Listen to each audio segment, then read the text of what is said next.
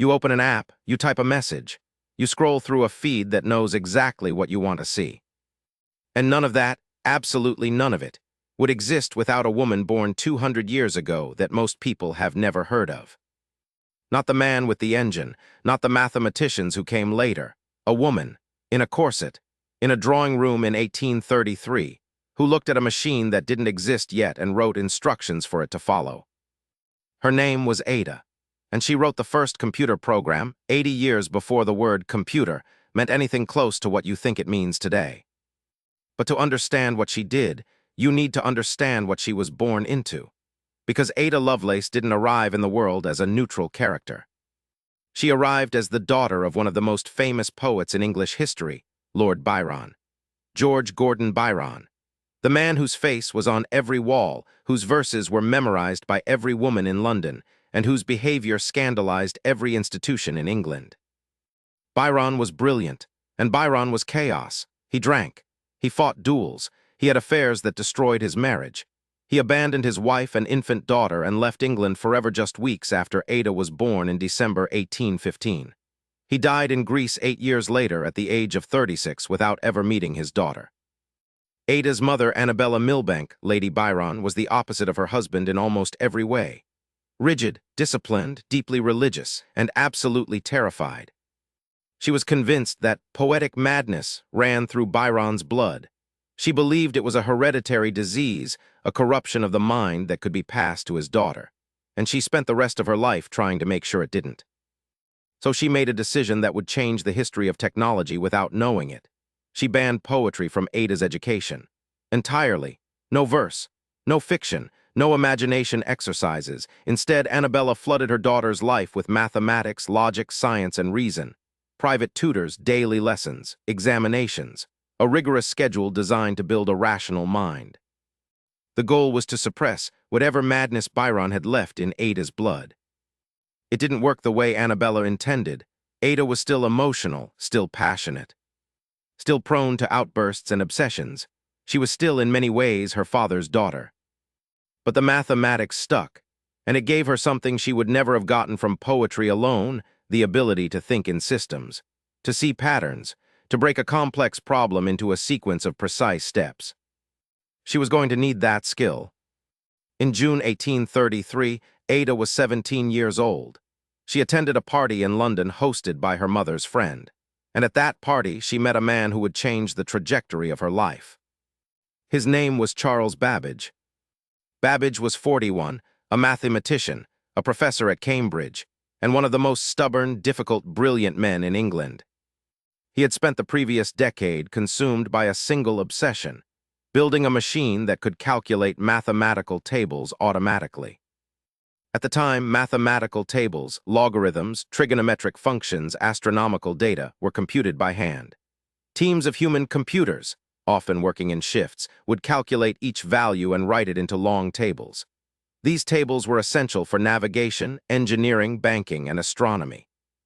And they were riddled with errors, human error.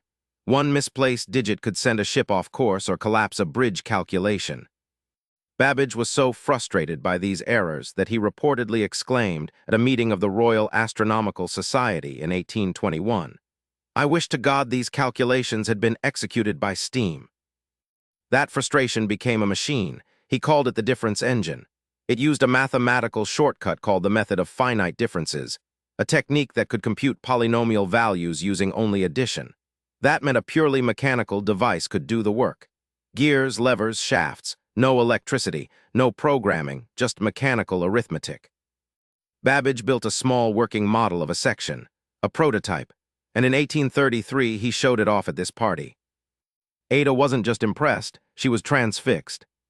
She sat in front of that prototype and watched it calculate a sequence of numbers, and she later described the experience in a letter as witnessing a kind of mechanical thinking.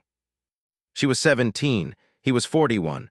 They began a correspondence that would last the rest of Ada's life. But here is what most people at that party didn't know. While the world admired his difference engine, Babbage was already working on something far more ambitious, something that made the difference engine look like a toy. He called it the Analytical Engine.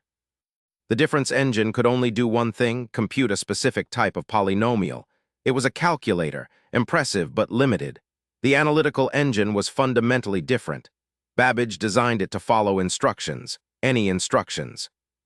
It had a store, a memory that could hold 1,000 numbers of 50 digits each. It had a mill, a central unit that could perform addition, subtraction, multiplication, and division. It could loop, repeat a set of operations. It could branch, make decisions based on its own intermediate results. It could, in theory, solve any mathematical problem that could be broken into a finite sequence of operations.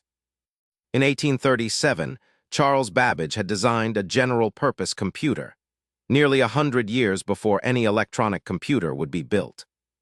But he couldn't build it. The analytical engine would have required over 25,000 mechanical parts.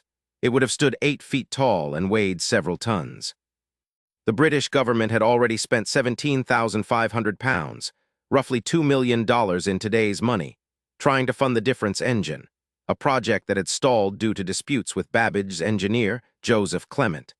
The government wasn't about to fund another one of Babbage's impossible machines. So the analytical engine stayed on paper, detailed, complete, brilliant on paper, and there it sat. Until an Italian military engineer named Luigi Federico Menabrea published a paper about the analytical engine in 1842. Menabrea had attended a series of lectures Babbage gave in Turin, one of the few places in the world anyone showed genuine interest in the machine. Menabrea's paper, written in French, described the engine's architecture and capabilities. Ada's friend, the physicist Charles Wheatstone, the man who invented the electric telegraph, suggested she translate the paper into English. She did, and then she added her own notes. Ada's notes were 3 times longer than Menabrea's original paper. 7 annotations, labeled A through G. They weren't footnotes. They weren't polite additions. They were a manifesto. In notes A through F, Ada described the machine's architecture with a clarity that exceeded anything Babbage himself had published. She compared the analytical engine to the Jacquard loom, a French invention that used punched cards to control patterns in woven fabric. She drew the direct analogy. The loom wove patterns with thread. The engine would weave patterns with numbers. But it was note G that changed everything. In note G, Ada described, step by step, operation by operation, how the analytical engine could compute a sequence of Bernoulli numbers. These are numbers that appear throughout number theory, the branch of mathematics that studies the properties of integers. Computing them by hand was brutal, tedious work that could consume days of careful calculation. Ada laid out the algorithm in meticulous detail. She specified which variables to store in the mill. She defined the sequence of operations: addition, multiplication, division. She described a loop, a step where the engine would return to a previous instruction and repeat it until a condition was met. She didn't use the word program. That vocabulary didn't exist yet. But what she wrote was, by every modern definition, a computer program, an algorithm for a machine to execute. It was the first one ever written. And she didn't stop there. In the same set of notes, Ada wrote something that would take the world nearly a century to fully appreciate.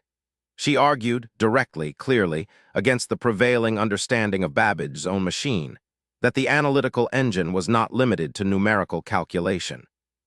She wrote that the engine could process any kind of symbol, letters, musical notes, logical propositions. Anything that could be represented as a pattern of signs could be fed into the engine and manipulated. She wrote, the engine might compose elaborate and scientific pieces of music of any degree of complexity or extent. In 1843, Ada Lovelace articulated the fundamental principle of modern computing, that a machine can manipulate symbols of any kind, numbers, text, images, sound, as long as those symbols can be encoded into a processable form. Alan Turing wouldn't publish his paper on computable numbers until 1936, 93 years after Ada wrote her notes. Ada published the translation and notes in August 1843 in a journal called Taylor's Scientific Memoirs. She signed with her initials. AAL she wanted to sign with her name, but Babbage talked her out of it. He worried the scientific community wouldn't take the work seriously if they knew a woman had written it. He was right about one thing: the scientific community didn't take it seriously. Not because of Ada, though that was part of it. They didn't take it seriously because the machine wasn't built. It was theoretical. And in the 1840s, if you couldn't demonstrate it with brass and steam, most scientists didn't want to hear about it. Ada's notes were read, filed, and forgotten. She continued working. She studied mathematics with Augustus de Morgan, one of the founders of formal logic and the first to publish the laws that now bear his name. She corresponded with scientists across Europe. She raised 3 children. And she suffered. She was in constant pain, migraines, stomach problems. She took laudanum, an opium-based tincture, and later other substances for relief. In 1851, doctors diagnosed her with uterine cancer. Ada Lovelace died on November 27, 1852. She was 36 years old, the same age her father had been when he died. She was buried at her own request, next to Lord Byron in the church of St. Mary Magdalene in Hucknall, Nottinghamshire. The father she had never met, the poet her mother had tried to erase from her mind. Her work disappeared, not lost, archived, filed in libraries and private collections. For over a century, Ada Lovelace was a footnote, a curiosity, Lord Byron's daughter, nothing more. Then, in the 1950s, a historian named Betty Toole began collecting Ada's letters and notes from archives across England. She published them. For the first time in 100 years, people could read what Ada had actually written. And they were stunned.